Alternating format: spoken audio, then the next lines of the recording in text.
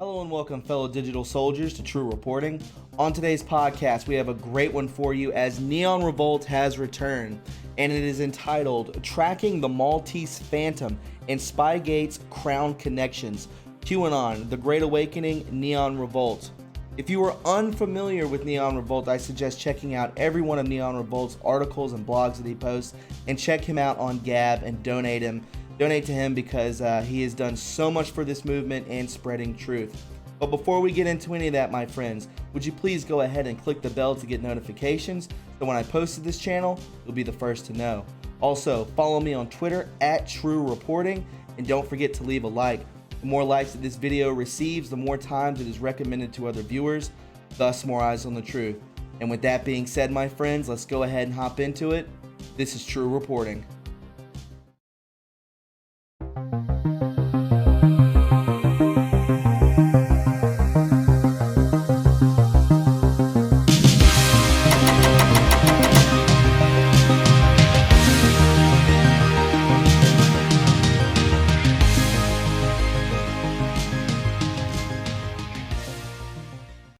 All right, friends, good evening and welcome. Let's go ahead and hop into it. This is True Reporting. Neon Revolt states, one of the big problems we have in QAnon community is a lack of specificity when talking about certain groups or global affairs, and it's understandable why, especially in light of my last article breaking down Ukrainian involvement in the Spygate scandal. Things just get so convoluted, it's often just easier to refer to everything under one big collective label. But we need to be aware that we can lose precision when we do that, and precision can be very important in some instances. One such group we haven't really been specific enough with is frankly the cabal itself. It is very easy to simply say the cabal did it when talking in generalized terms, but in truth, I think it would be more beneficial to all of us if we got really specific whenever we are able, especially when dealing with the subject of the cabal itself. Don't get me wrong, I am not saying the term itself is bad or something to be avoided. I'm just saying that as a general rule of thumb, specificity is better when we are able to get specific. And today I'm hoping to get real specific when dealing with one particular wing of the cabal. So I want to open this article with a question. Have you seen these tweets yet? Heather Podesta, M. Rudy Giuliani, M. This is from April 28th. The other one is from March 25th, 1 year apart. One letter M tweeted out by both Heather Podesta, Tony Podesta's ex-wife, and Rudy Giuliani, almost a year and a month apart from each other, both deleted shortly thereafter. Strange, right? The same typo being made and then getting deleted shortly thereafter by two of the most prominent people involved in this whole game we're watching play out in front of our very eyes. Very strange indeed, if you ask me. But what does it mean exactly? Anons had puzzled over the question since 2018 when the first tweet landed, but no real answers were forthcoming. I have a theory, but it starts with another tweet here. And it's from George Papadopoulos. The person who introduced me to the Western intelligence asset Joseph Misford also introduced Alison Saunders, the UK's top prosecutor, to Bruce Orr 4 days before the Trump Tower meeting. I expose this person in my book. UK is the epicenter of the coup attempt of the last 2 years. I think this tweet from George Papadopoulos flew by a lot of us when it came out, and for a good reason. It introduces a new name, a new piece of the puzzle in what is already a profoundly confusing affair. It's like we're all busy trying to put together this other section of the puzzle, and so we almost ignore when a new piece is tossed our way, because that would require us to, 1, take our focus away from what we were already doing, and 2, try to figure out the importance and relevance of the new piece being presented to us. Oftentimes, that's a losing proposition for researchers. We'd sooner just figure out what we were already involved in and come back to newer pieces at a later date to see how they fit with, and what they've already been compiled. That and the mysterious upsell for his book didn't help matters either. Unfortunately, this is a mistake on our part because Papa D dropped one of the biggest names he could ever have mentioned with one little tweet. I'll explain it in a bit, but first, quick timeline refresher. The Trump Tower meeting took place on June 9, 2016. That would place this dinner between the Orrs and Saunders on June 5th, 2016. Papa D met with Joseph for the first time on March 14th, 2016, in a London hotel. A side note, you'll find a fantastic post about the hotel they met at, the Andaz Hotel, and the hidden Masonic temple built within, in the notable Gab post linked after the article. Well worth the read.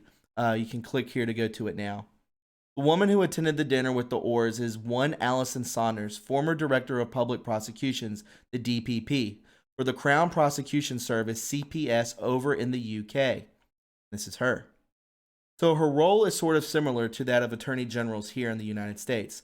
There's also the question of if she was really taking orders from the Queen's Privy Council, which is sort of an adversary body made up of mostly, though not exclusively, British politicians and nobility. Appointments in the Privy Council are for the lifetime of whichever monarch they're serving under.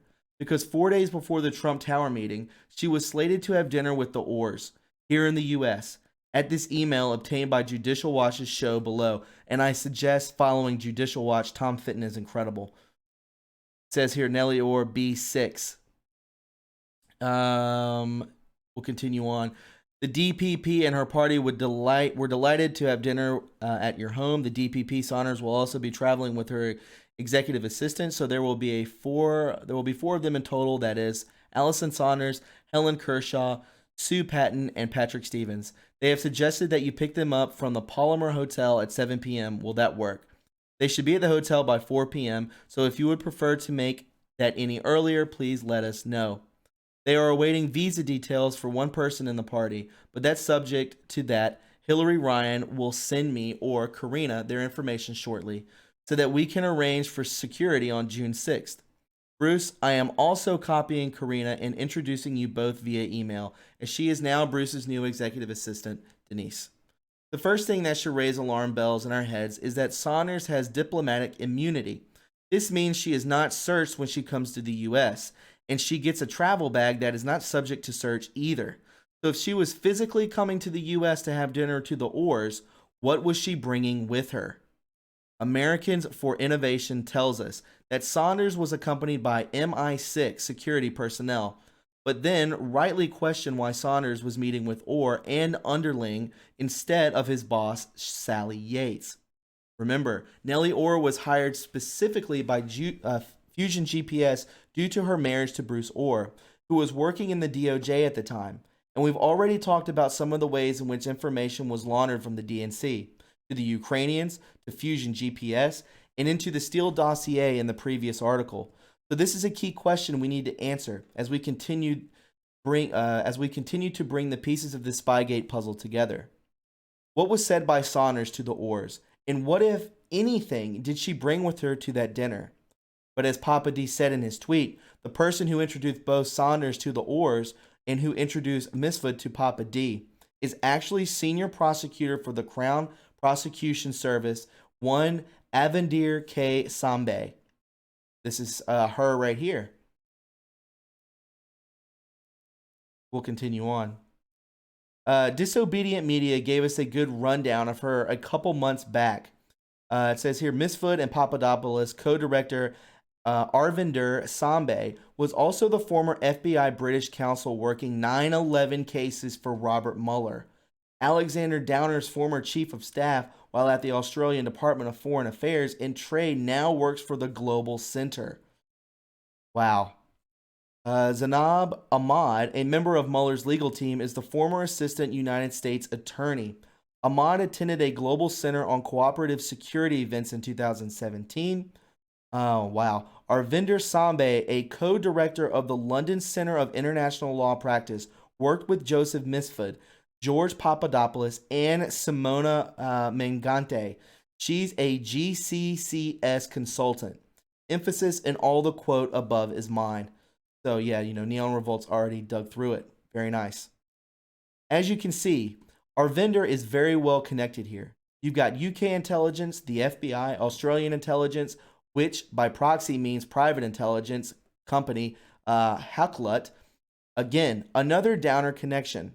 International intelligence organizations and little old Papa D. Now, think for a second. Why would Arvinder want to introduce Papa D to Misfud? understood for a second that she was working at the London Center of International Law Practice, where she was functionally Papa D's boss. What was Papa D doing at the time? He was going to join up with the Trump campaign. What would that require him to do? Well, he'd have to leave his current job at the center, which would mean he would have to hand in a letter of resignation to his boss, Arvinder Sambe. Let me ask you something, though. What if this wasn't Arvinder's only job? What if she was still working as an FBI asset at the time? Ah, now does it make more sense that she would introduce Papa D to the Mifsud? Papa D and Mifsud would have their first meeting in an Andes hotel on April 12th. After this, Mifsud would travel to both Moscow and Rome to do what precisely? And return to London, where he would again meet up with Papa D on the 25th. Now consider this.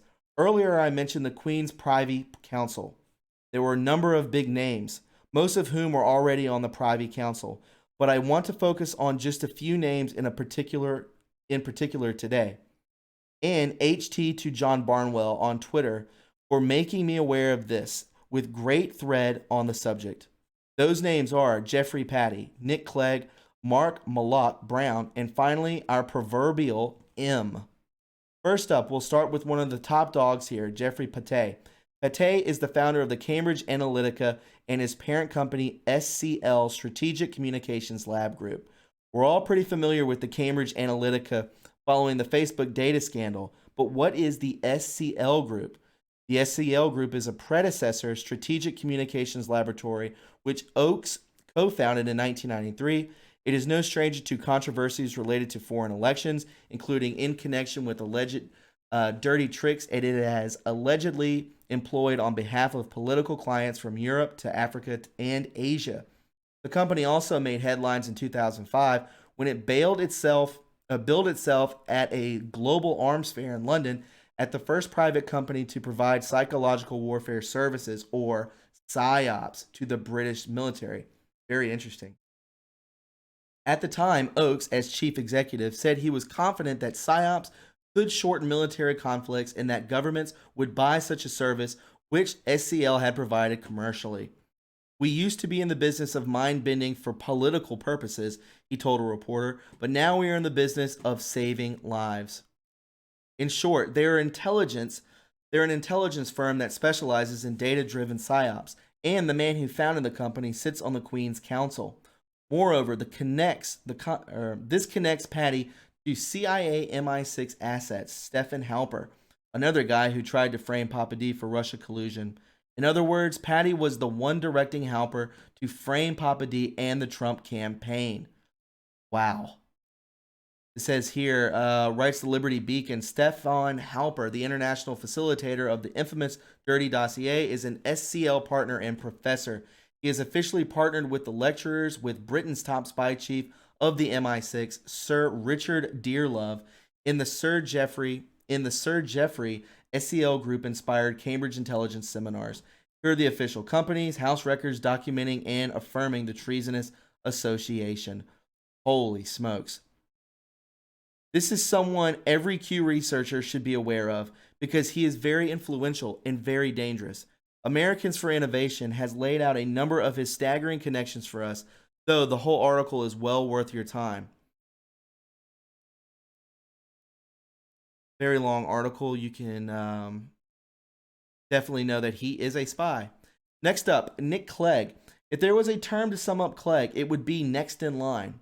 What you'll notice about people like Patty and Malloch Brown, who we'll describe next, is that they're older. Clegg, by contrast, is in his 50s. He still has some decades ahead of him, and it's clear to me that he's being positioned to take over the reins once the current batch of deep state types retire. That said, Clegg was the Lord President of the Privy Council from 2010 to 2015 and worked closely with Patty during his time there. After he left the role on the council, Clegg was hired by Facebook as head of global affairs. So if you're ever wondering how Cambridge Analytica came to be involved with Facebook, well, it seems there's quite some history there.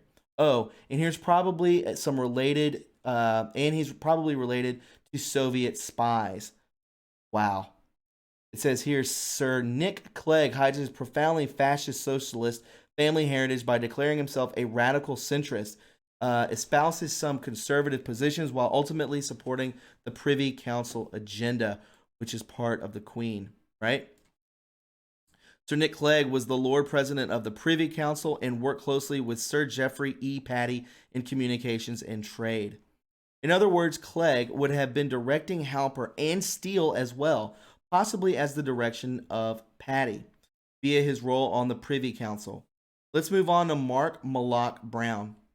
Many readings now should be familiar with the premier Soros lackey Malloch Brown, but in case you're not, here's a quick bio from Smartmatic.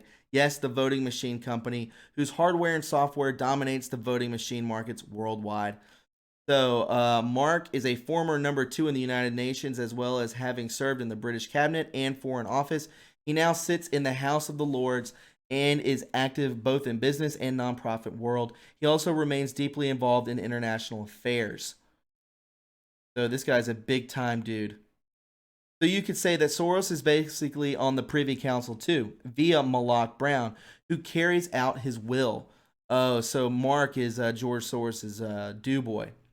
Given that status, I think it's fair to say Mark knew exactly what Patty and Clegg were up to the entire time. And at last, we return to the M. Remember our M tweets from before? Between Heather Podesta and Rudy Giuliani? M, as you're probably aware of, is a fictional code name for MI6 spy master in the James Bond series, immortalized by Dame Judi Dench, who has played the character for decades. In real life, there's no M. There is, however, a C, which in this case stands for Chief, and that chief was at the point Richard Dearlove. Wow, Richard Dearlove. Sir Richard Billing Dearlove was head of the British Secret Intelligence Service, a role fictionally known as M and actually thought informally as C from 1999 until 6 of May 2004. So it looks like M is Richard Dearlove. Wow, the head of Secret Service or Secret Intelligence Service. Dearlove is perhaps most famous for pushing the WMD narrative in the UK, weapons of mass destruction, justifying Britain's and the US invasion of Iraq. More recently, Jeff Carlson had a number of excellent pieces on Dearlove, outlining how this man was truly at the center of the nexus of the UK involvement in the Spygate scandal. I've really cut down this article here to the main points, but if you get a chance, read the whole thing. And the other two I've linked in the previous sentences to really get a feel for these players who were involved. Stefan Halper played a role in the establishment of the Trump-Russia investigation, but let's be clear, he says, Halper wasn't inside the Trump campaign. Halper used intentionally manufactured meetings and contacts with Papadopoulos and Page to create perceived associations with Russia. Ultimately, this appears to be a coordinated effort between the British and the U.S. intelligence. Halper was just one of the many pieces. Joseph Mifsud was likely a similar piece. In my opinion, Sir Richard Dearlove, who should be receiving the closest look. It was Dearlove who advised Christopher Steele and his partner Chris Burrows to work with a top British government official to pass along information to the FBI. Dearlove described Steele as the go-to person on Russia. Dearlove knows Stefan Halper through their mutual association at the Cambridge Intelligence Seminar. Dearlove also knows Sir Ian Laban. Sir Ian Laban, a former head of the GCHQ headquarters, is an advisory board member at the Huckloit, the British, which is the hotel, is a British strategic intelligence and adversary firm. It was founded by former MI6 members and retains close ties to the UK intelligence services. Hacklott's founders are Christopher James and Mike Reynolds. James was formerly in charge of the MI6 business relations. Reynolds was the former station head of the MI6 in Germany. James and Reynolds are both reportedly close with Dearlove. Reynolds is described as a close personal friend of Dearlove. Another member of Hacklott is Jonathan Clark, who is the U.S. Representative Director, U.S. Operations for Hacklott. I believe that's how it's pronounced, Hacklott or Hacklott.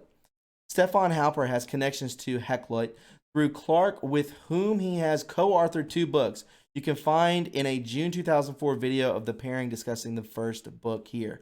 Alexander Downer, the Australian diplomat who arranged his meeting with Papadopoulos, was an advisory board of Hacklott from 2008 and 2014. He reportedly still maintains contact with the officials. The Papadopoulos-Downer meeting has been portrayed as a chance encounter in a bar. That does not appear to be the case. Wow. Dearlove and Wood, excuse me, Dearlove was a speaker at the July 2016 Cambridge symposium that Stefan Halper invited Carter Page to attend. Page attended the symposium just 4 days after his July 2016 Moscow trip. Page met with Halper during the London visit. Page's Moscow trip would figure prominently in the Steele dossier. Sir Andrew Wood was the former British ambassador to Russia. Steele had briefed Wood on the dossier. Wood later briefed McCain, who would then dispatch David Kramer to meet with Steele in London during the November 2016. Wood also have worked on behalf of the Fusion and or Orbis. Wow. Dearlove and Wood are both members of the group briefings for Brexit. I'm sure they've known each other for years. Recall that prior to all of this, in 2015, Beyond Revolt says, GCHQ head Robert Hannigan had flown to the U.S. and set up shop in Fort Meade, Maryland, in order to spy on the Trump campaign. Then in 2016, he flew in again to meet with CIA Director John Brennan, when really his counterpart here in the U.S. was actually Admiral Rogers, because GCHQ and the NSA are both signet. Wow. True Pundit gave a helpful outline of the corruption back in 2017. It says here, exclusive 6 U.S. agencies conspired to illegally wiretap Trump British intel used as NSA front to spy on campaign. True Pundit. It is also worth noting that the current head of MI6, the current M, or rather C, is Alex Younger, who has been in that position since 2014. So Dearlove is out, and then Alex Younger is in. He's also now the longest-serving C since Dick White. It says here, head of the MI6 is set to become the longest-serving chief in 50 years as he vows to stay in his job past planned retirement date amid Brexit turmoil. Mr. Younger will be the longest-serving C, the initial used within the Whitehall to denote the head of MI6 since Sir White, and that was from the 30th of April. But Anon here made a mistake in his QAnon reference. It's not P control C. Q never said that. Q said P equals C back in the drop of 998 on April 3rd, 2018. The chair serves the master. Who is the master? P equals C. Q. Remember everyone was saying the Pacers? So I have to wonder, why was Q telling us all the way back then that C in the MI6 is a bloodline Pacer? Remember that? If that's indeed the case, well, there's certainly more mere mortals like the rest of us. Son of the MI6 chief Alex Younger killed in car crash on Scottish estate. Exactly, they were all mortals just like us.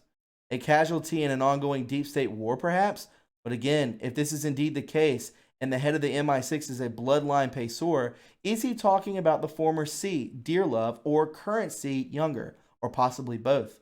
Hard to say right now, but I definitely think this is an important line of inquiry for Anons moving forward. That said, this is the LCILP and Privy Council are hardly the only organizations tying these international deep state swamp creatures together. Another organization is the Belfer Center at Harvard, which is now headed by Obama's Secretary of Defense, Ash Carter. If you need any more convincing at this point that Harvard is a clown college, for instance, here's an event at which Richard Dearlove spoke back in 2007. Yeah, if you got this Dearlove guy going to Harvard, we all know that it's a clown college, right? Ben Talmadge had an excellent thread on Twitter exposing some more of these Belfer Spygate connections. It says here, breaking deep state spy Joseph Mifsud, who set up Trump campaign volunteer Papadopoulos, dined with Hillary and Italian socialists in 2016. Trump called Italian prime minister after mysterious deep state professor Mifsud was located in Rome. Huge Mueller lied. Nunez drops bomb and reveals State Department met with Joseph Mifsud in 2017 in Washington, D.C. And I posted this video in my latest podcast. Remember, Joseph Mifsud got his job at Link Campus through Bawaf Abaid. Wow. This was before his disappearance. See Nawaf with the deep state figures at the Belfer Center.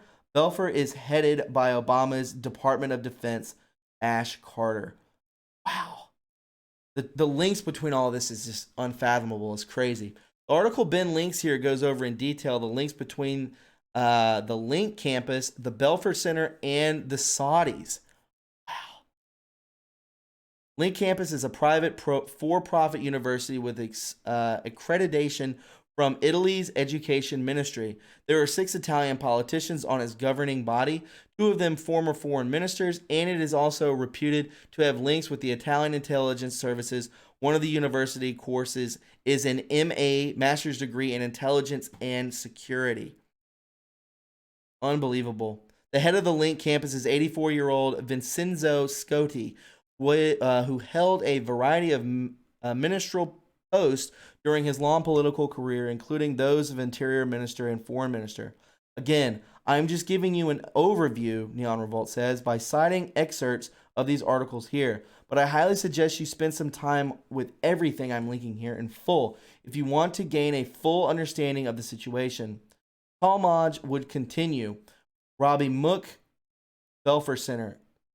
It says here, Ciaran Martin, director of UK's National Cybersecurity Center at Belfer Center.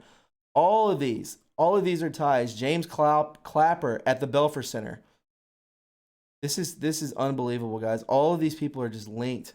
Also, Obama's DNI Clapper, Department of Intelligence, UK's ex-chief of MI6, John Sawers, Professor Missud's former boss Nawaf Abaid, and Crooked's campaign manager Robbie Mook.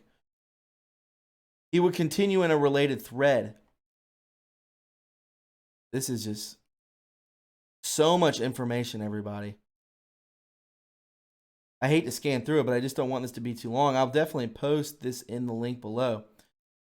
Here's an enlarged version of the picture detailing who was working for the anti-Trump group National Security Action. I remember that. There he is, Dennis McDonough. What a name, right? Talmadge would pick up some of these topics in another Twitter thread. Barack Obama arrives in Milan for climate speech to meet with the Italian Prime Minister Matteo Renzi. Barack Obama, right? What happened the next day, May 9th? Rosenstein fired James Comey. Who else is at the Belford Center? Robert Hannigan, non-resident senior fellow, intelligence cybersecurity. So what basically this is breaking all of this down to is that the UK has spies, Italy has spies. So many of these people are connected to the Queen, Obama, George Soros, so on and so forth, that were spying on the Trump campaign. This is an international crime spree, as we are witnessing in the real time. Wow, this is crazy. Devin Nunes recently confirmed that no official intelligence passed through the Five Eyes to the United States. And I've shown that video before. No coincidence then that Judicial Watch is now suing for a whole host of Nuland's communications. Judicial Watch sues State Department up for Obama Ambassador Victoria Nuland's communications related to the anti-Trump dossier. Judicial Watch. Take a look at some of these names. Yeah, I believe I put. Yeah, oh wow. Professor Joseph Mifsud, Christopher Steele, Glenn Simpson, Nellie Orr, John Brennan, Greta Lynch, Rod Rosenstein, Sally Yates. The list goes on and on. Andrew McCabe, Peter Strzok, Lisa Page, to name a few. Tom Fitton knows what's up, absolutely. And you can't forget that Nuland authorized FBI agent Michael Getty's trip on July 5th to London to meet with Steele. Getta, who is still possibly to this day the assistant legal attaché at the United States Embassy in Rome. And here's the article linked by Ben at the end of this thread above. It's happening, it says. Breaking: Representative Nunes requests info from the State Department, CIA, FBI, NSA on Joseph Mifsud, deep state spy. And we just heard that Nunes, yeah, definitely Nunes was talking about that video in the video I posted last podcast, talking about just naming names. Both Devin Nunes and also Tom Fitton were just naming names. It was amazing. Now get this, in a shocking new development, we now know the deep state's Mifsud dined with Hillary Clinton and Italian socialists in 2016.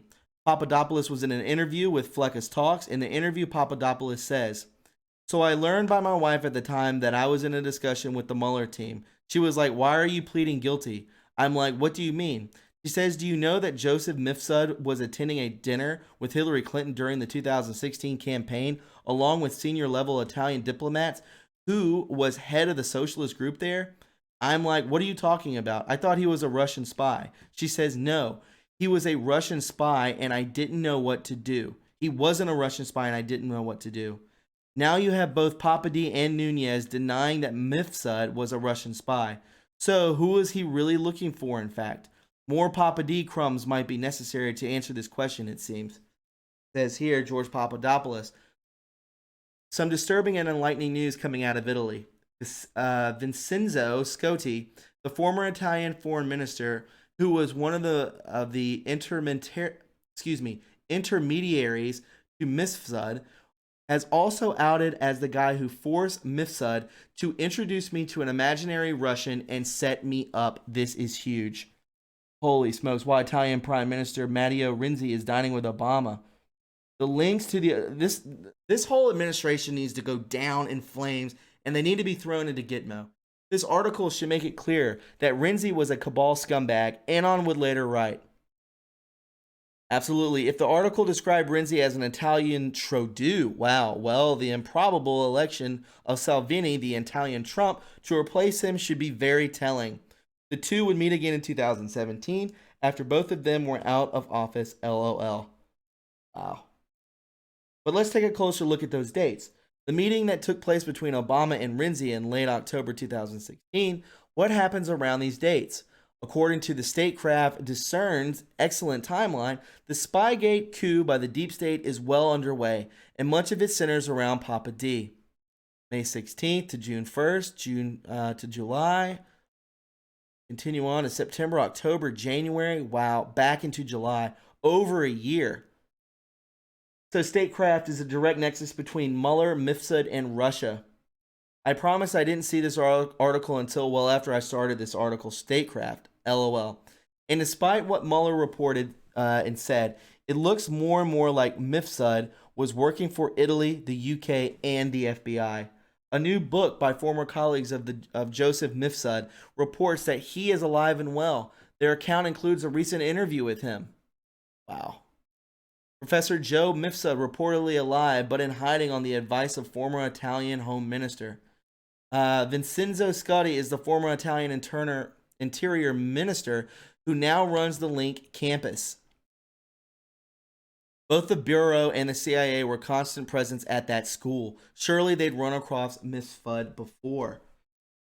Put two and two together. This is looking more and more like Gade is Mifsud's FBI handler, which if proven, then the whole basis for the special counsel investigation can be shown beyond a shadow of a doubt to be fraudulent from the start. And just assume the Pope knew what was going on in his own backyard here. If this was all going down in Rome, with the many deep state players involved, well, remember, the chair serves the master, as Q says.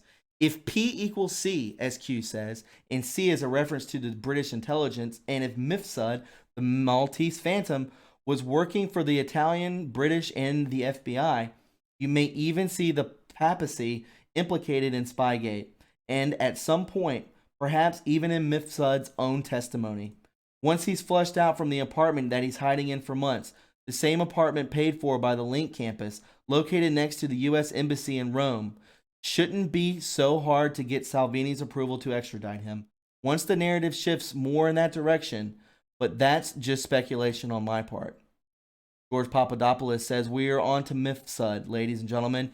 He's going to be smoked out of Italy. That I guarantee you. He's going to start singing just like the two guys from the DIA who spied on me in London will be doing very soon too.